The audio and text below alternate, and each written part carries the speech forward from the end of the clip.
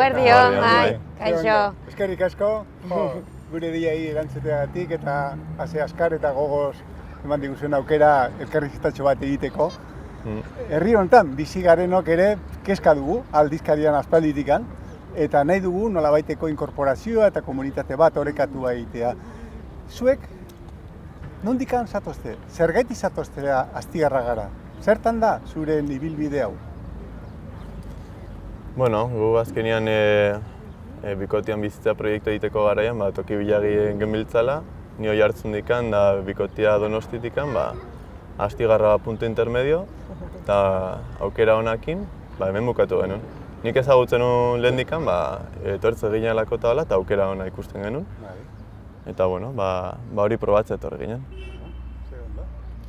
Ni berriz Martutenetik etorri nintzen, ni berez Intxaurrondokoa naiz, Donostiarra ere, eta Martutenen alokatuta nengoen. Eta, etorri nintzen galdetzera, pisu berriak egiten ari zirela, eta proposatu zidaten salmenta bat, eta, hartu nuen.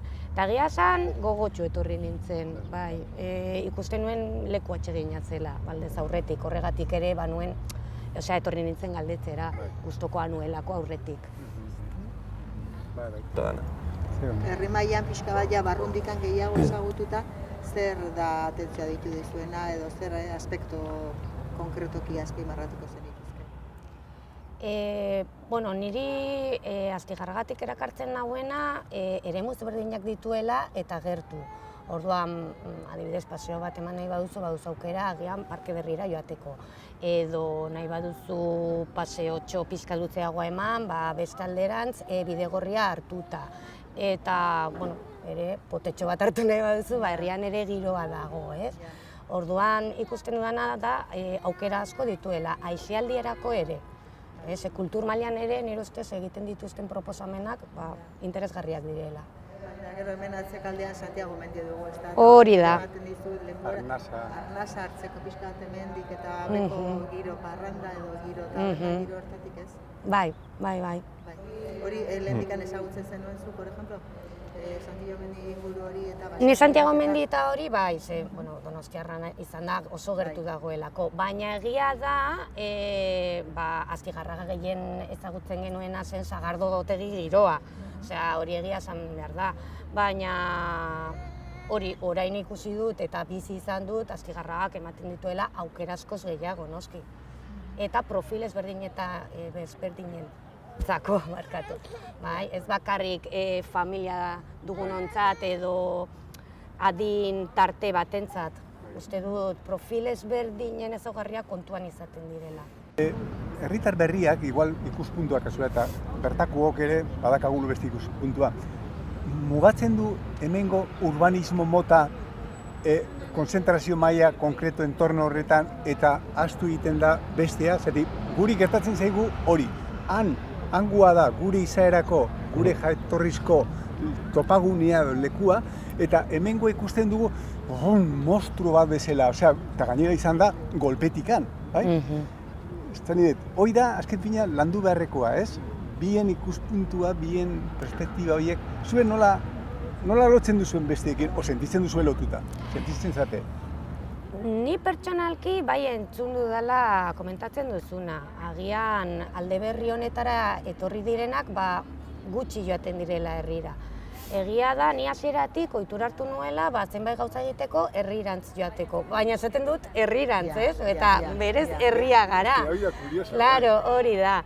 Baina nire ustez, barneratu behar duguna herritar bezala, hemen egongo direla zerbitzu batzuk eta beste zerbitzu batzuk hirigunean egongo direla. Orduan agian, nahasketa hori egingo dela.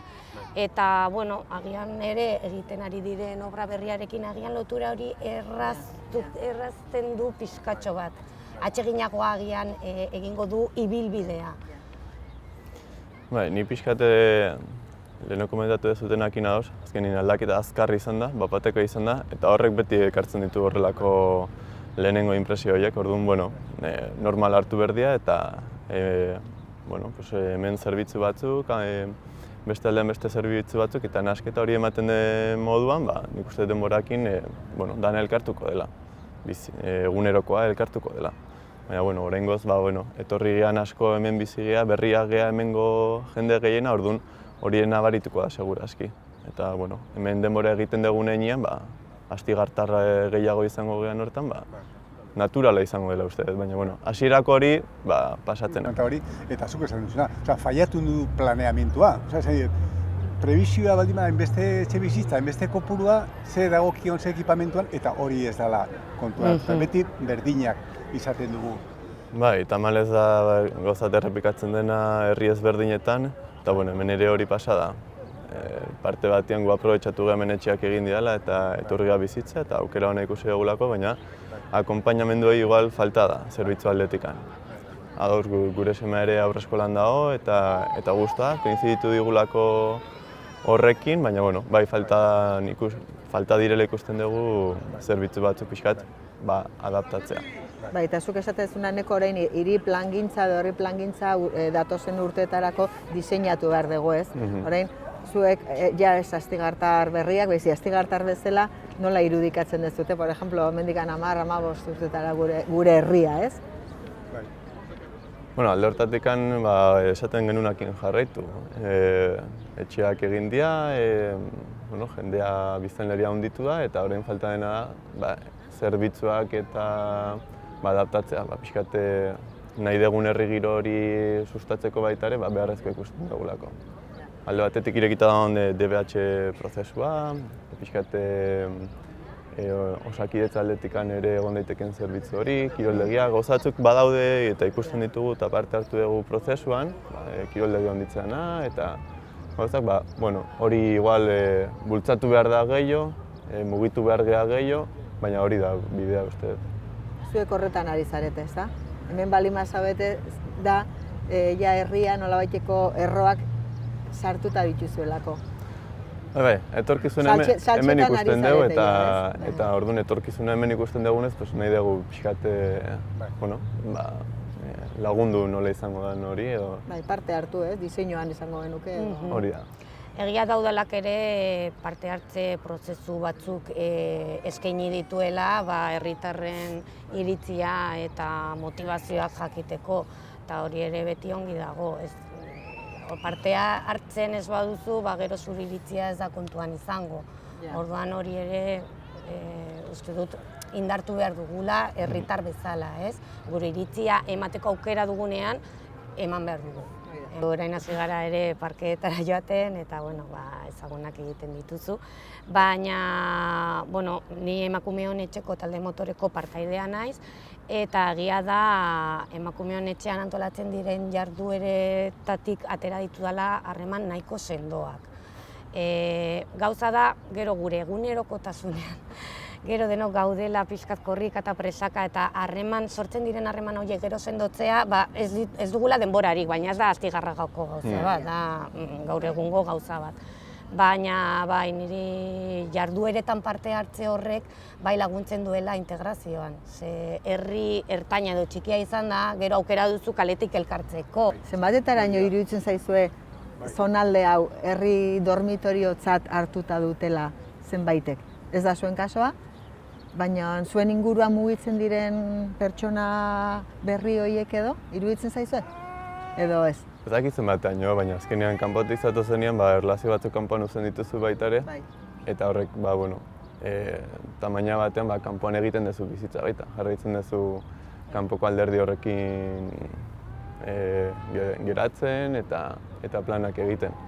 Baina, pixkanaka dio joan prozesua da. Egia da, autobusan plataforman egon izen horretan, pixkat politikoen aldetikan eta baita ere batzutan kutsu hori eman nahi dela. Inguru honei eta... Bai, baina nik uste dut hori hasiera bateko aldaketa handi eta gero idela pixkat hartzen beste modu batea. Ni pentsatzen dut ere, eta gainera pentsatu behar dugu ez dela herri dormitorio bat, ze badago kezka bat eta hausnarketa bat aurretik hori ekiditzeko. Orduan, naturaltasunez denok nahi duguna da komunitatea izatea, zuk esan duzun moduan. Orduan, izango balitz herri dormitorio bat eta listo, ez zen egon hausnarketa edo kezka hau, edo lanketa hau aurretik. hori ez horrela ez izateko. Errebindikazio taula osatu barko bagenuke, zein jarriko genioke lehenengo ikurrak? Baina pixka lehentasunetan, Ordena, bai. Ba, niretzako Osakidetzako osasun zentroa, esan nahi dut. Bueno, izan gara Gipuzkoako jaioberri gehien duen herria, eta ez dugu pediatra egunero. Ez da bakarrik hori haurreskolanarekin esan dudana, ez da bakarrik eraikin berri bat egitea. Ere egon behar da hor ekipamendu pertsonala, ez? Eta eguneroko zerbitzu bat ematea. eta, Eneko, bigarren? Bai, bueno, Osakidetza aldetik esan duna, gero hezkuntza aldetikan, hori martxan dauden gauza horiek lortzen dian gauzatzea, epe motzean, danentzako onuragarri izango delakoan. Eta, ni pertsonalki sartu nintzen muguke hortasuneko arazo horretan, oso gerte onda Donosti eta Hernani, lanerako eta behar dian zerbitzua dialako. Eta bastante jetxizala iruditu zitzaigun, bere garaian eduki genuen alako iskanbila txiki bat. Eta hortikan mugitu ginen. Zerbait hobetu da, baina alde hortatikan ere errebindikazioekin jarraitu behar da. Gauza asko daude udalaren baitan ez dauden eskumenak. Orduan hor gelditzen zea, porrota da, badirudi Renfe bea, ez? Gertutasuneko tren hori, zenbat urte hori aldarrikatzen. Iritsiko da, baina noiz, ez? Ondo. Jo, ze ondo, herritar berriak, gogotxu, parte hartzaileek zutsuak eta gainera inplikatutak herrian. Zer mezuak emango zeniek eta hemen gurekin batera etorritako herritar berriei ere bai? Nire mezua da oso herri atsegina dugula eta hori zaindu behar dugula denon artean hori eta gutxinaka ezin dela egin egun batetik bestera, baina hori komunitate hori indartzea. Posible da. Posible da, bai, noski. Bai, eta pixka parte hartzeko. Azkenean aukerak ematen dira, parte hartzeko aukerak erabakitan, kulturekintzatan, parke inguruan eta bar, eta laguntzen dula horrek guzti hori komunitatea sortzen eta animatzeko hortara. Gustora, baina giro. Bai, guztia eta dena atera. Pentsatzen genuen Sagardotegitako giroa inbazioan atingo dira, baina lasai ongi. Hau izan da lehen urratsak, guk ere nahi dugula jarraitu aldizkarian ere bai beste etorritako herritaren iritziak eta segurazki artikulu bat zabalduko dugu ere aurtengo aldizkarian honen inguruko iritziak eta bultzada. Primera. Oso ondo, zuei. Zuei. Venga.